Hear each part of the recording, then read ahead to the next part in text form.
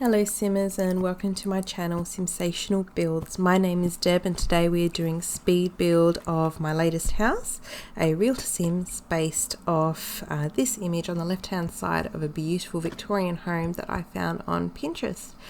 I have called this one the Blue Victorian, of course, and it is available for download fully furnished on the gallery. My ID is blondie-deb, but I'll put that in the description for you below as well. You can also head over to my Instagram page at Simsational_builds for more images of the final house as well. You'll have to bear with me for a little while. This is my very first voiceover for a speed build and I do apologize in advance if I might stutter a little bit, but I can only get better from here.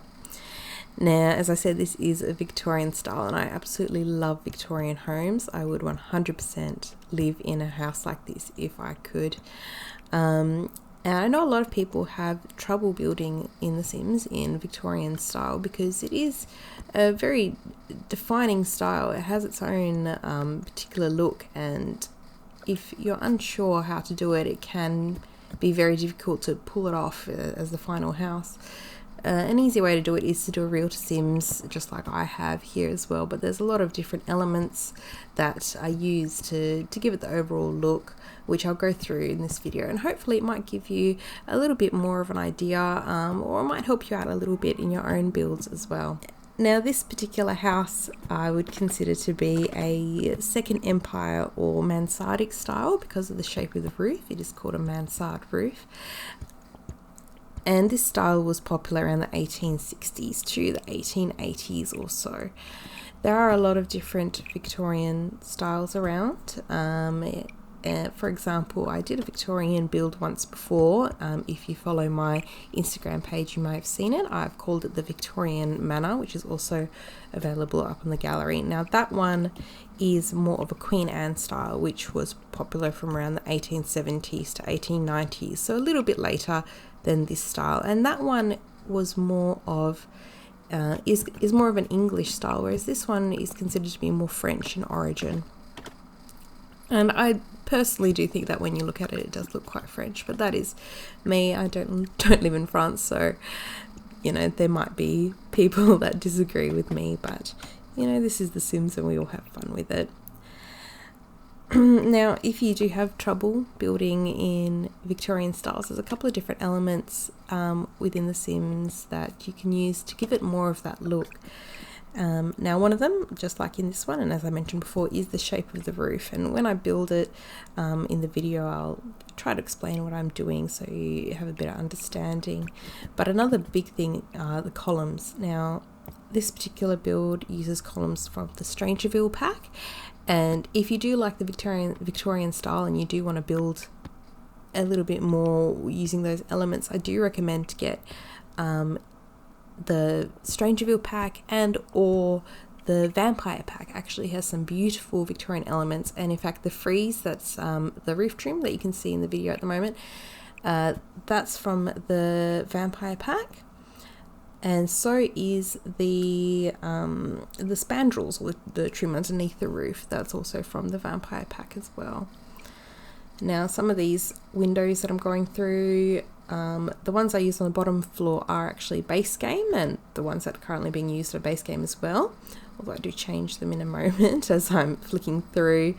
I do tend to go backwards and forwards a little bit in my build, so sorry about that, but I don't really plan out what I'm doing as such. I sort of build as I go and see how things look. Now, the windows that I used in the sunroom on the bottom left hand side are actually from Get to Work, but there is also a really beautiful window available in the Romantic Garden pack that would work really, really well as well.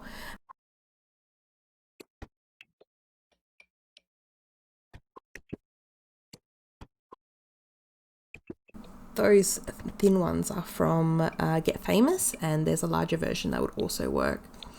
The doors at the moment are from Strangerville as well. They have some really, really beautiful Victorian doors, I have to say. I was not a huge fan of the Strangerville pack in its entirety. The gameplay portion of it. Although I did do it, it isn't something that I would probably do again. And although I know there are a lot of people out there that will disagree with me, but I am not a huge fan of the world either, but I prefer more green and or tropical worlds myself. So Solani is an absolute favorite of mine, but the desert in Strangerville isn't one that I tend to build in very often. Now the roof that I'm doing at the moment is that mansard roof that I mentioned before. Now the way that you do it, there are a number of tutorials available on YouTube, so if you are unsure, I definitely recommend to have a look. But it's using the half-hipped roof, and basically you have to do it in the four sides, and then the corners will match up if you make sure that they're the same width and height. The mansard roof also has a slight curve in it as well, which I've done. So the easiest way is to do one section, curve it in a way that you like, and then copy and paste it around as well. Now, traditionally mansard roofs have a flat top, whereas unfortunately in The Sims I would need to have the roof, this section of the roof, a little bit higher to be able to achieve that look, which I didn't want. So what I did was again copied and pasted those sections, and I sort of inverted the roof slightly. What you'll see as I'm doing this tower is I'm doing it again, but I will soon realize that you can actually do the flat top section and it looks a lot better.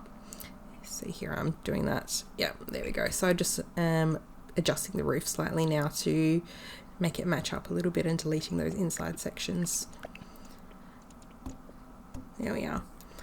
So traditionally that entire mansard roof would have the flat top, like I say. I also do adjust the roof a little bit on the top section later on, which I don't actually film, but you'll be able to see in the final photos. I also don't finish the entire roof at this stage. You'll notice that the lower level I do leave because I'm not 100% sure I like how it's looking at this stage, so I tend to move on to something else.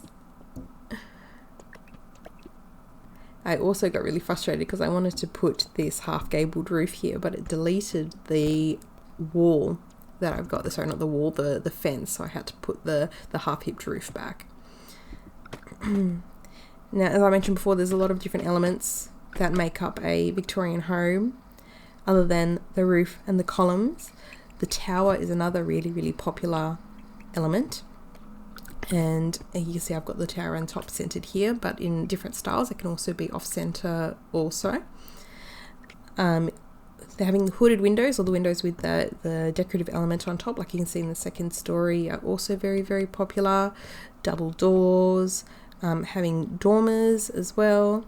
And the frieze, which is the decorative, so I'm just doing the dormers now, the frieze, which is the decorative element around the bottom of the roof, or the roof trim. Porches, verandas, bay windows are also very popular in the Victorian style, even though this one doesn't have it, and also the trim or the spandrels as well. This is another roof trim that I'm doing. This one is from Strangerville as well, but there is another one in the vampire stuff pack that also would work really, really nicely.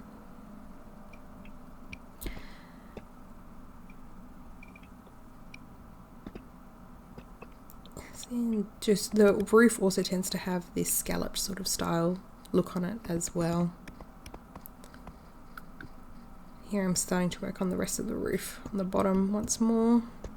Again, easiest way is to copy and paste sections, so you can make sure that they're all the same height, same angle, same curvature if it has a curve as well. Here I'm just trying to get the balance right, making sure that it's the correct width, and I think the overall house is a bit wider than the original photograph was, but I just felt like when it translated to The Sims, it just balanced it that little bit better.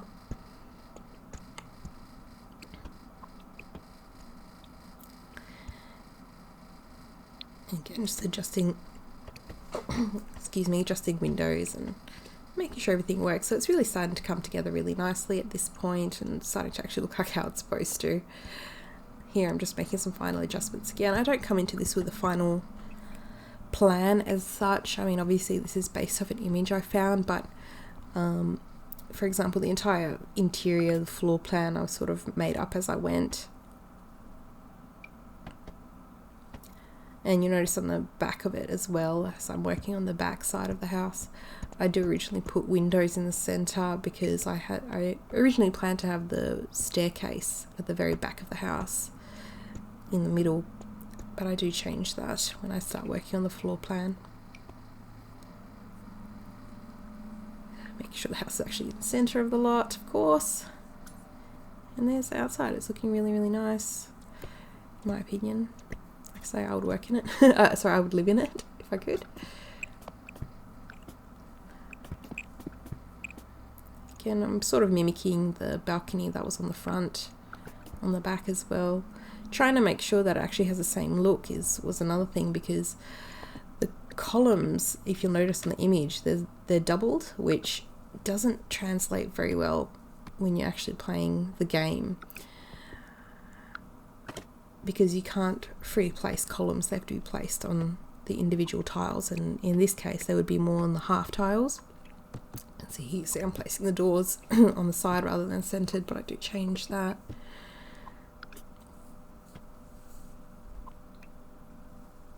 Now, when I'm building the fence, this is actually the fence that's closest to what is in the original image, but I didn't like it when I actually placed it because it was hiding my beautiful house. So I wanted something a little bit less obtrusive, I suppose. So I ended up choosing a plain bricked wall, although I really like the one with the vines growing on it. The wall itself was a little bit too big. It looked a little bit out of place. Now this speed build is only of the actual structure of the home, the outside and the interior floor plan. I did originally want to do a speed build of the furnishing and the landscaping as well, but I was already up to about 15 hours of footage, and I then realized that when I was recording, when I was doing the landscaping, that it didn't actually record. So I was so upset, and in that case I decided to just do the structure itself. Like I say, you can see the images on my Instagram page if you're not sure if you want to download it or if you want to see how I did it. It is quite an updated interior. It's actually not a traditional Victorian interior, which I did in my Victorian manor, which you can actually see in the background of this video, funnily enough. That other house I did in a traditional Victorian style, or my interpretation of it using Sims items. Whereas this one, I feel, is more of a modern style, which you can actually, I would have that style in my own house today. Again, each to their own. Here I noticed that when I changed the roof, it had done some strange shading, so I had to delete it and start again. And again, putting that trim on the exterior of the mansard roof as well. In the final house, I also add a nice little pergola, pool, as well as a little hidden a little hidden garden in that corner that I'm working on at the moment, which is really quite sweet as well. Just add something to that Victorian atmosphere. As I'm working on the interior, these stairs in particular, I really like how I ended up doing them. You can see there now with the wall, and then I ended up doing sort of a double archway, and on the inside I wanted to add a door to do sort of like a cupboard under the stairs, which has, in the final build, it has a little some hanging clothes and a shoe rack, etc. Now that is completely decorative, but I think it adds a nice touch. Now this double archway was the absolute bane of my life. For some reason, Sims did not want to walk underneath it, even though there was plenty of room. And again, when you're placing a stairway, normally you can actually add a door to the side and put, say, a toilet, for example, or something underneath it, as long as it's only one tile wide, and it's fully functional. However, for some reason, when I play tested this house, a Sim just would not walk underneath and through that archway. So I ended up having to put a hidden bookcase doorway on the side that on the side of it, so that they could actually walk through the houses. For some reason, when I was trying to play test it, they kept walking out the front door, around the porch, and through the back door again, and I was absolutely fuming for a good a good 20 minutes trying to figure out why and trying to make them actually walk through it, sorry. So again, this floor plan at the top I just sort of made up as I went.